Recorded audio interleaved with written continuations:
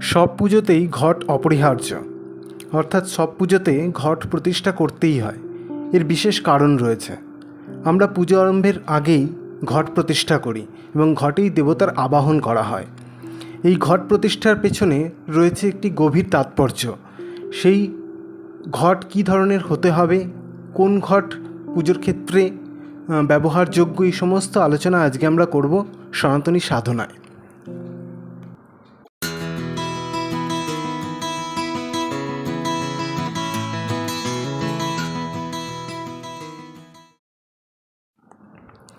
মঙ্গল ঘটেই দেবতাকে প্রথম আমন্ত্রণ করা হয়। যে ঘটকানি সুদৃশ্য, শুদ্ধ এবং অক্ষত অবস্থায় বাঞ্ছনীয়। ঘট নির্মাণে বিত্তস্বার্থং বিবর্জয়েত, অর্থাৎ কৃপণতা করা অনুচিত। অবস্থা অনুযায়ী স্বর্ণ, রৌপ্য, তাম্র, কাংস ইত্যাদি ধাতুতে নির্মিত ঘটস্থাপন করা যেতে পারে, তবে মৃন্ময় ঘট সর্বদাই সব পুজোতে প্রশস্ত। প্রথমে মঙ্গল ঘটে জল পূর্ণ করতে হয়। জলই তো জীবন। যে জীবন জল বিনা এক মুহূর্তেও বাঁচে না, এর জন্য জলেই প্রাণশক্তির প্রতিষ্ঠা বিধেয়।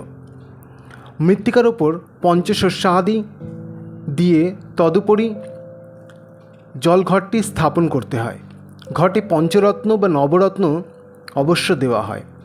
ঘটের মুখে পঞ্চপল্লব, পুষ্প এবং অখণ্ড ফল দিয়ে সিন্দুরাঙ্কিত করে নববস্ত্র দ্বারা তা আবৃত করা হয়। ঘটস্থাপনায় সাধক তার ভবিষ্যৎ সিদ্ধি সম্বন্ধে যেন আশার দীপ্তি দেখতে পায়, তার আত্মপ্রত্যয় আরও সুদৃঢ় হতে হয়। তখন সাধক কৃতাঞ্জলি পুটে প্রার্থনা করে বলেন, ওম সর্বতীর্থোদ্ভবং বাড়ি সর্বদেব সমন্বিতং ইমং ঘটং সমারুহ্য তিষ্ঠদেব গণৈঃ সহ। জল সর্বতীর্থোদ্ভব, ঘট বা কলসি সর্বদেব সমন্বিত। দেব তার সহচরগণ সহ সেই জলপূর্ণ ঘটে অধিষ্ঠিত হয়ে স্থিরভাবে বিরাজ করুক, এটাই পূজকের কাম্য।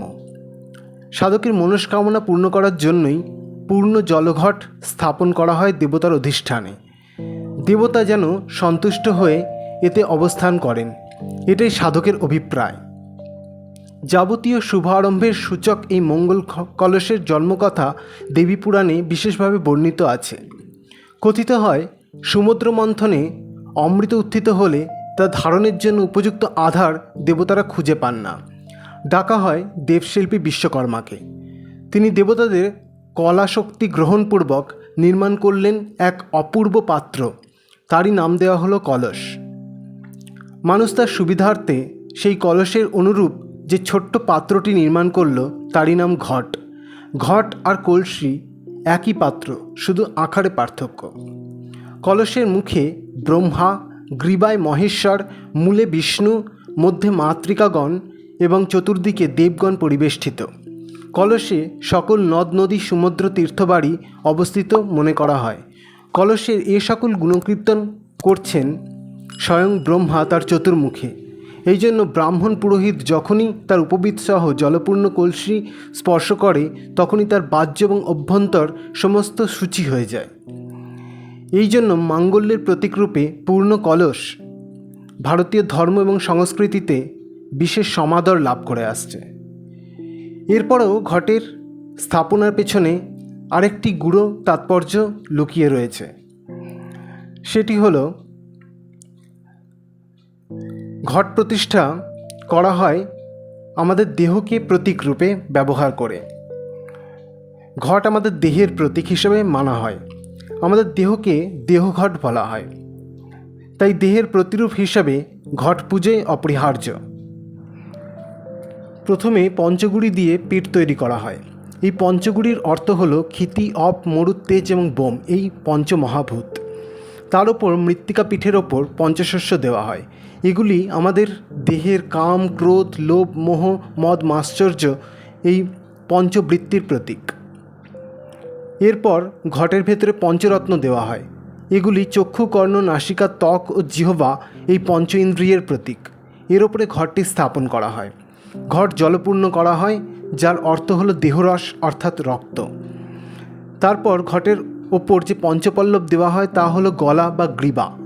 ঘটের ওপর নারকেল দেওয়া হয় এবং নারকেলে আমাদের মুখের মতো চোখ, নাক, মুখ দেখা যায়, যা আমাদের মুখমণ্ডলের প্রতীক। মস্তক থাকলে তাতে বস্ত্র বা গামছা দিয়ে ঢাকা হয়। এই হলো আমাদের দেহের প্রতিরূপ।